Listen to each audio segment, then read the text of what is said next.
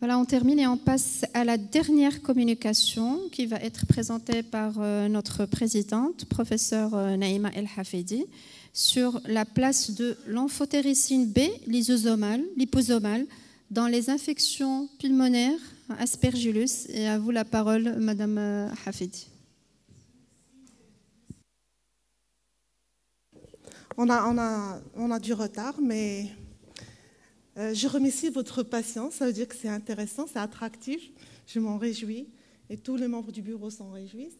Et je vous apporte une nouvelle, c'est que la plateforme en ligne a enregistré 1340 vues depuis qu'on a lancé hier.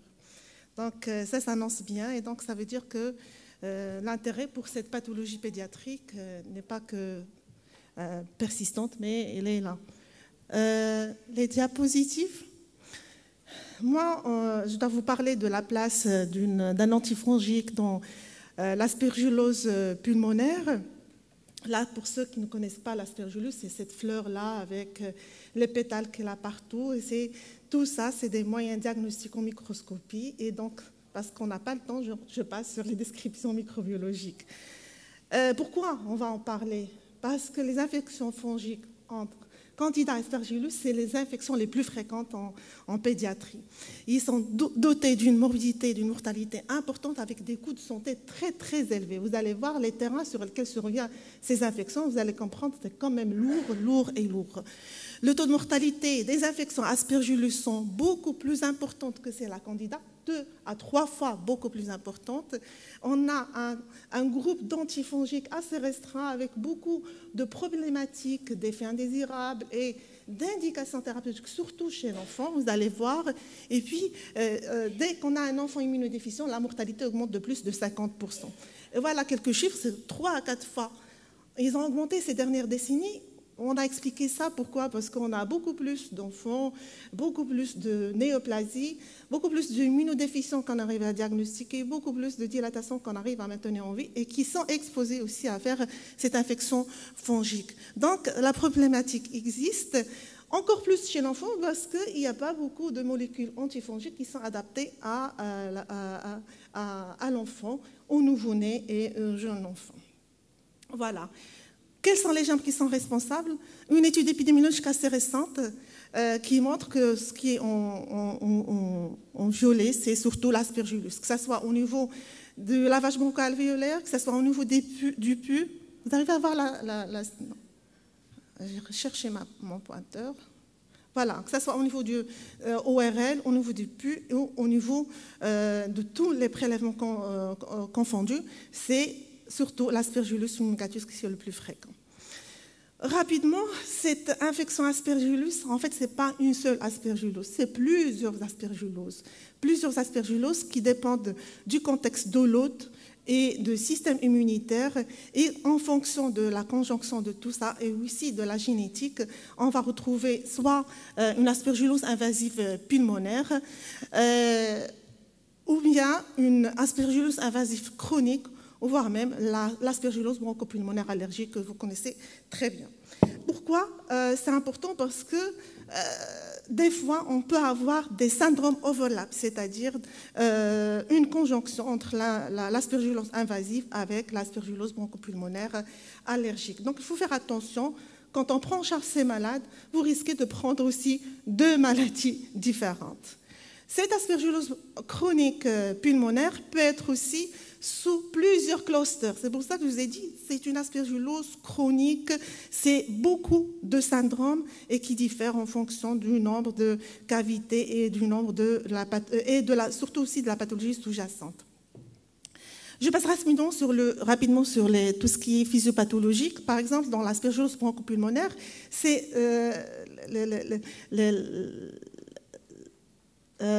les parois fongiques de l'aspergillus se comportent comme des protéases qui vont liser les parois épithéliales et ils vont aller stimuler les muscles lisses qui va provoquer une hyperréactivité bronchique.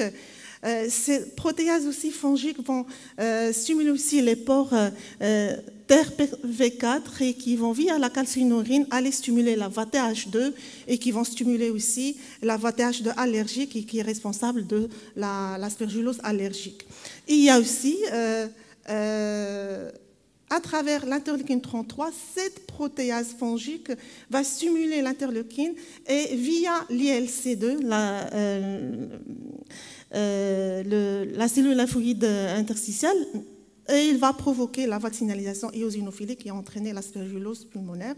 Et vous allez retrouver tout ça avec les néotoses des polynucléaires neutrophiles, avec les éosinophiles, les cristaux de Charcot-Wielding, que vous allez retrouver cette fameuse bronchopneumopathie aspergillose allergique avec parfois une bronchite plastique associée.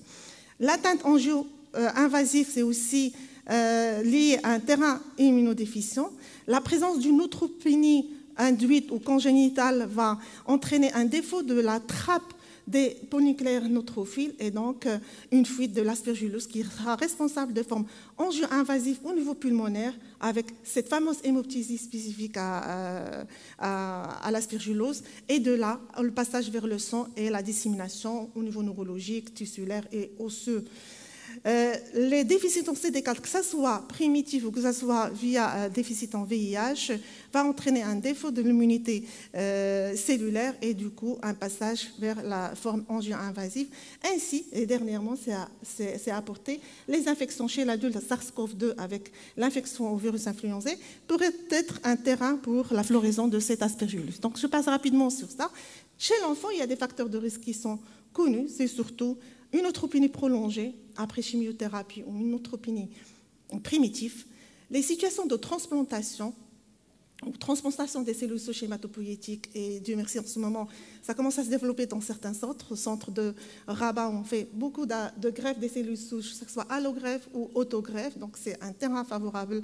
Et puis, la corticothérapie, comme on nomme, nous tous, pédiatres, que ce soit en libéral ou en hospitalier, alors 60 jours de corticothérapie inhalée peut nous donner un état d'immunodéficience prédisposant aux infections aspergilleuses. Donc il faut faire attention par rapport à nos malades pour qui on a mis des corticoïdes. Un traitement qui entraîne une atteinte des cellules T, et vous avez vu les cellules CD4 qui sont impliquées dans l'immunité anti-aspergillaire, les traitements immunosuppresseurs des lymphocytes B, et aussi les néoplasies malignes et les déficits immunitaires primitifs, ça on le sait. Alors retenez un message, et il y a Ptihal ici, qui est chef de service d'unité de déficit immunitaire. Chaque fois que vous trouvez un aspergillus, pensez à la granulomatose chronique septique, en premier lieu. Si vous éliminez la granulomatose, pensez aux autres déficits immunitaires. N'est-ce pas, Ptihal? Voilà, donc terrain, retenez, vous allez tous être confrontés à ces terrains, donc il faut y penser. C'est un vrai challenge diagnostique, l'aspergillus, parce que sur ces terrains-là, vous avez vu, il y a déjà des dommages tissulaires. Et donc, je vous montre la petite Foudoua qui est âgée de 15 ans, qui a suivi depuis le jeune âge, 6 mois ou 7 mois, pour une séquelle pulmonaire de virose. Et vous voyez sur la radio les troubles de ventilation. C'est cette radio de 2006 et la deuxième radio en 2016 a un scanner qui montre le trouble de ventilation à l'aspect en mosaïque avec quelques dilatations de bronches par endroits au niveau basal.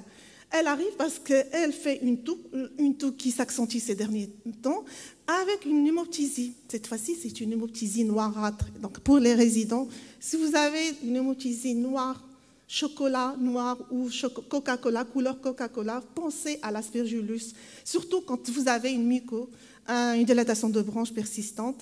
Et donc, on fait comme d'habitude, au cours d'une exacerbation, un ECBC. Regardez, on retrouve des germes, c'est une flore polymorphe qui ne permet pas de retenir un diagnostic. On l'a mis sous antibiotiques, ça ne s'améliore pas, elle s'aggrave. On pense à l'aspergillus, on fait une étude de crachat et on retrouve des aspergillus juste au niveau d'un ECBC qui est orienté chez le parasitologue, pas le CBC bactériologique. Avec ces éléments-là, sans terrain, sans scanner, donc on a pensé à l'aspergillus, on a traité. On a commencé par l'amphotéricine liposomale parce qu'on n'avait pas une autre possibilité d'utiliser. Elle s'est nettement améliorée, ce qui nous a permis de retenir le diagnostic. Deuxième cas, c'est Nadia aussi. C'est une adolescente qui arrive chez nous à l'âge de 13 ans pour une mucoviscidose. Alors après, une longue histoire, je ne reviens pas sur ça. Là aussi, une exacerbation avec une toux, une petite fièvre, pas vraiment forte fièvre. Et là aussi, on a des crachats hémoptoïques. Et donc, vous voyez très bien la radio d'une distension pulmonaire, des dilatations bronchiques axillulaires, et puis vous avez un hypocratisme digital. Là aussi, sur ces crachats noirâtres, on a fait un examen direct, on a cherché l'aspergillus chez monsieur le parasitologue et pas en bactériologie conventionnelle. Et on a la chance d'avoir professeur Cléguy aussi, qui est chef de laboratoire de parasitologie, qui est vraiment très compétent là-dessus. Et vraiment, il se protège des critères de diagnostic. Et avec le terrain, on s'est aidé pour poser le diagnostic d'une aspergillus pulmonaire invasive, et on a pu la mettre sous traitement antibiotique. Elle s'en est sortie pour cet épisode-là, et on l'avait mis à ce moment-là sous voriconazole pendant 48 heures. Vu le manque, on était obligé de reprendre un peu le lambisome en intraveineux. Voilà, je vous parle de la vraie vie, de ce qui s'est passé, de ce qui se passe au niveau de l'hôpital.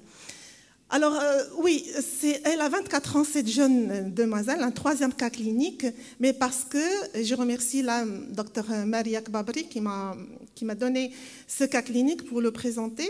C'est une adolescente qui était suivie pour le LAL et qui revient en rechute de LAL. Elle est sous chimiothérapie et elle fait une neutropénie persistante.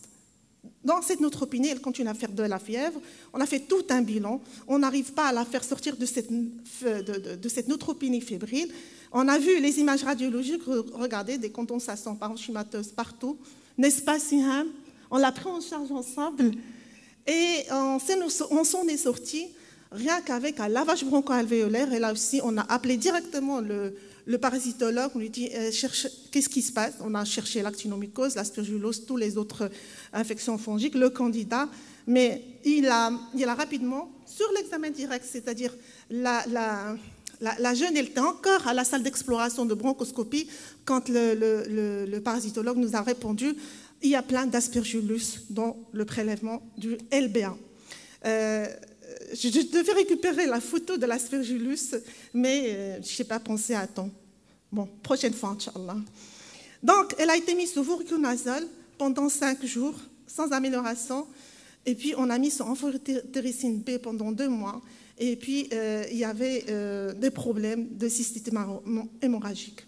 Mais, regardez la radio après traitement, il y a une nette amélioration. Une nette amélioration, mais...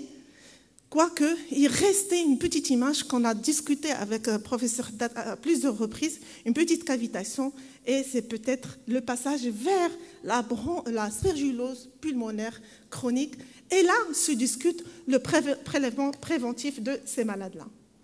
Rapidement, je passe sur un autre enfant, 14 ans, qui est arrivé pour un syndrome méningé fébrile avec une toux et hémoptysie.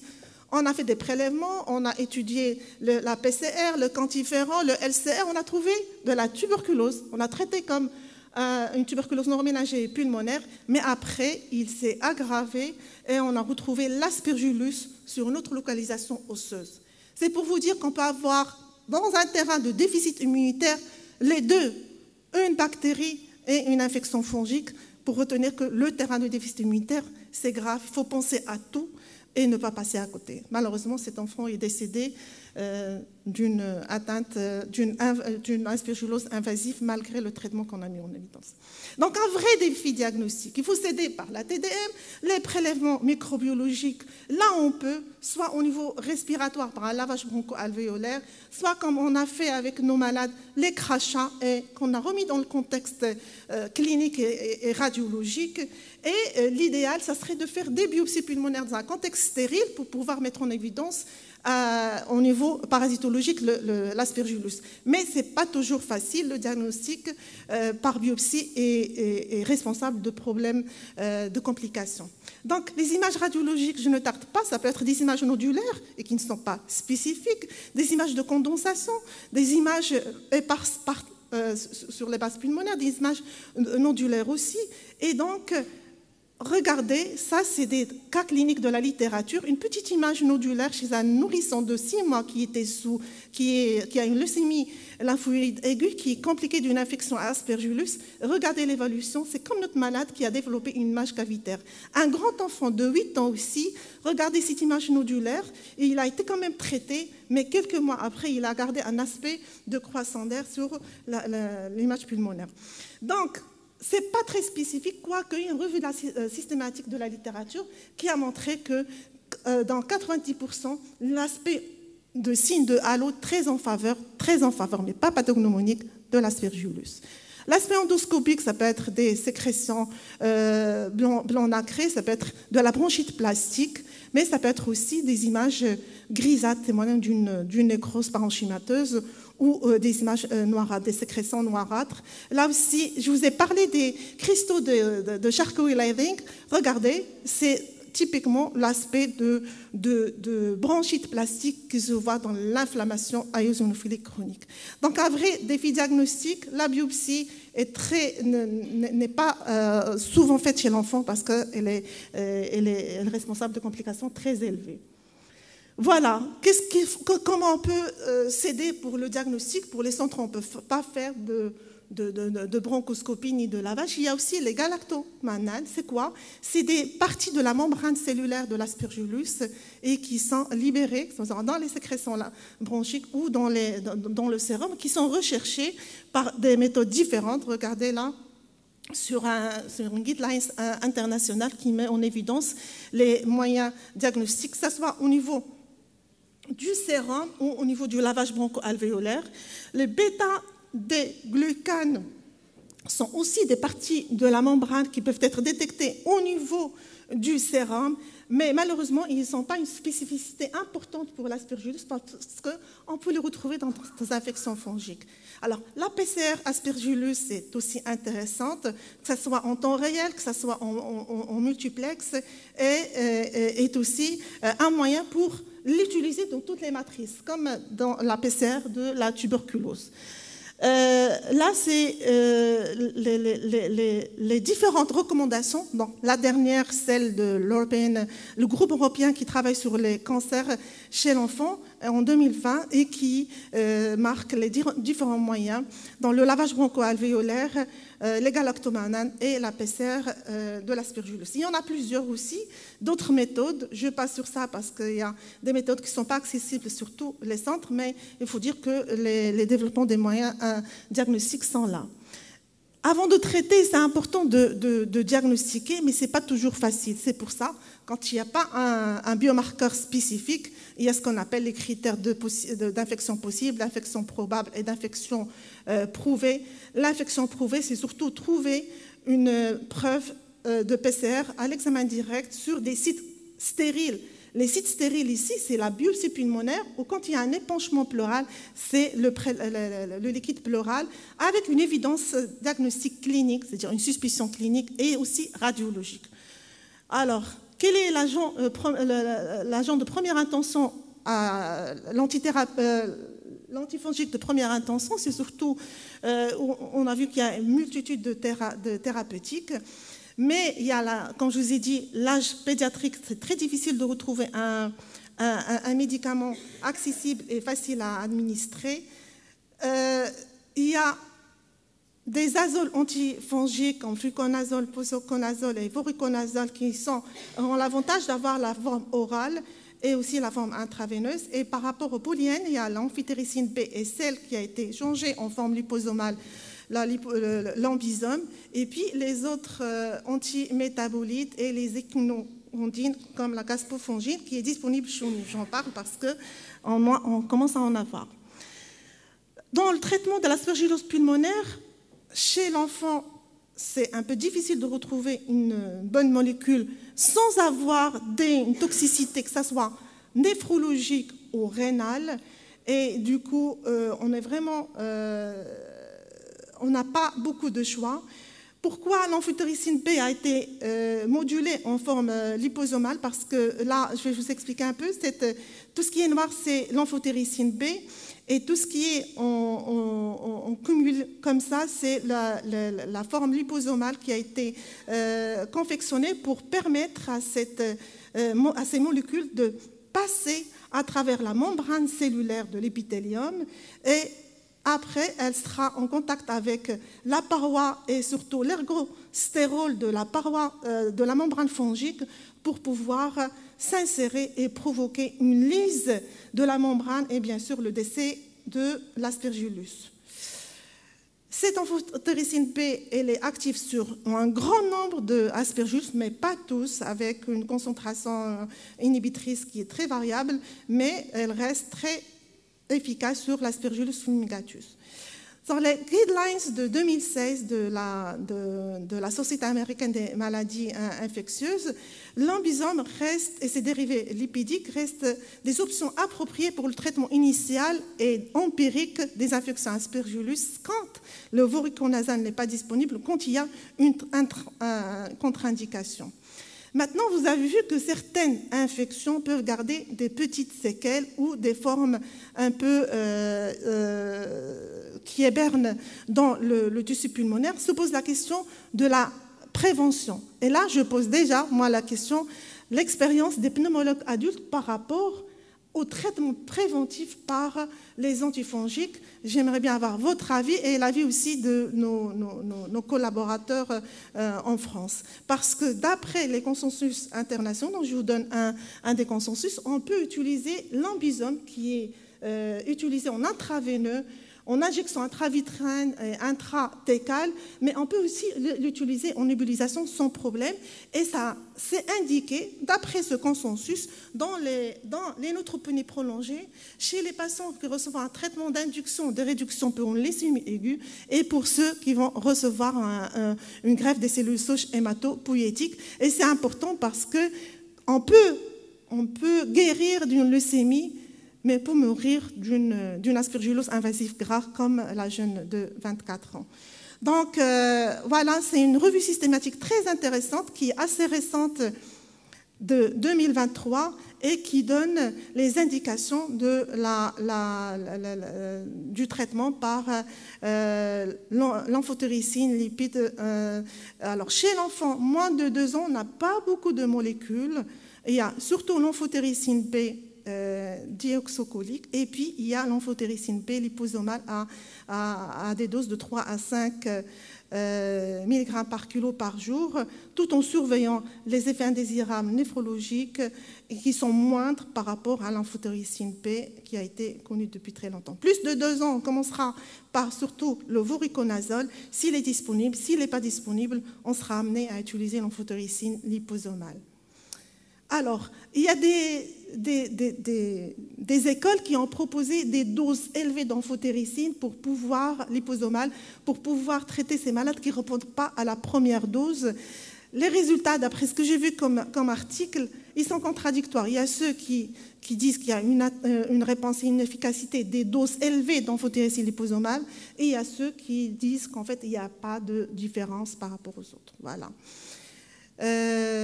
Le régime antifongique optimal et la posologie dépendent de la stratification du risque, du spectre d'activité, du mécanisme d'action et des propriétés pharmacologiques et pharmacodynamiques, et aussi du profil des effets indésirables et des médicaments antifongiques, et aussi l'évolution épidémiologique de notre résistance, qui continue à être un vrai problème, une menace mondiale. Ça, c'est une autre recommandation internationale qui met le point sur l'indication de l'ambisome. C'est les antifongiques qui sont en pipeline pour le traitement des infections fongiques. On en verra dans quelques années celles qui resteront fonctionnelles ou celles qui vont partir vers les déchets. Voilà, les agents antifongiques sont très efficaces, mais pour obtenir de bons résultats thérapeutiques, il faut déterminer la posologie optimale, surveiller les paramètres pharmacocinétiques et les effets indésirables, et aussi assurer un suivi thérapeutique individualisé. Dans ce suivi thérapeutique, j'ai été rapide et j'ai sauté quelques slides. on peut utiliser les galactomananes au début du traitement, puis après on instaure un traitement antifongique, on surveille par les galactomananes, la diminution du taux de ces galactomananes serait en faveur d'une amélioration clinique et d'une action antifongique efficace. Voilà, le traitement préventif, j'aimerais bien avoir l'avis de nos collaborateurs, de nos collègues, et voilà, c'est dans le but d'une prophylaxie ciblée, et je vous remercie.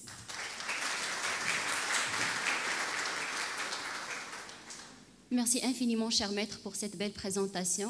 On va donner deux questions. La première, bien sûr, c'est la question de professeur Hafidi pour les experts, les collaborateurs et les pneumologues adultes concernant l'expérience dans la prophylaxie contre l'aspergillose par l'amphotéricine B, liposomale, par voie intraveineuse ou bien par nébulisation. La deuxième question, c'est à quelle heure on va reprendre l'après-midi, puisqu'on est en retard aujourd'hui. D'accord. Donc, question pour les pneumologues adultes. Oui.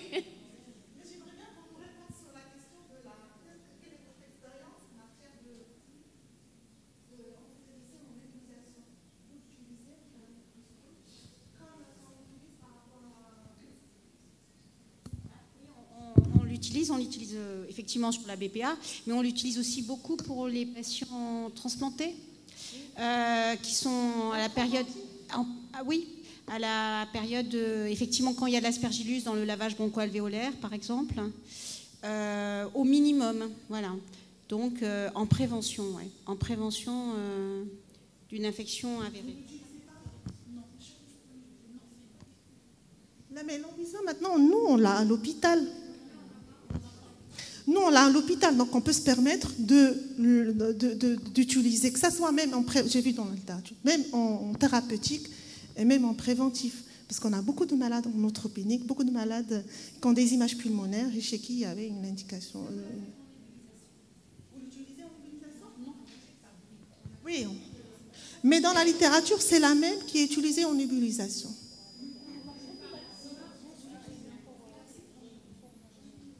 Vous ne l'avez jamais utilisé en prophylaxie. Je pense qu'il faut qu'on travaille un consensus là-dessus. Donc, c'est un appel de travail. Exactement, tout à fait, Leïla. Donc, nous, on n'a pas beaucoup de malades qui ont des aspergilloses pulmonaires invasives. Je pense que ce sont les services de médecine interne, d'infectiologie qui voient beaucoup plus de malades parce qu'ils ont les malades, exactement, le VIH, l'onco-hémato et tout ça. Donc, je pense... En fait, j'ai une patiente qui a présenté une aspergillose bronchopulmonaire allergique, une patiente muco, qu'on a mis sous voriconazole. On a eu un bon résultat, mais à l'époque, je pense qu'il n'y avait pas... Je n'ai pas pensé à mettre l'ambisome. Donc, je viens d'apprendre qu'il a une indication aussi, on peut utiliser. Mais en nébulisation, on ne l'a pas au Maroc.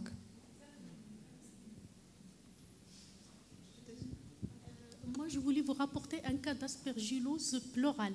Donc, dernièrement, on a diagnostiqué une pleurésie à aspergillus qui a été confirmée par l'examen direct et la culture au niveau du liquide pleural. Exact. Il est stérile, donc. Exactement. Dernièrement, on a posé c'est un article qui est en cours de publication. Donc, c'est bon, on va aller manger. Oui, bien sûr. Donc, il faut des tickets. Ceux qui n'ont pas ticket, ils passent à la réception. Madame Hafidi, à quelle heure on va reprendre? Ça, c'est le plus important. À 15h. Donc, on reprend à 15h.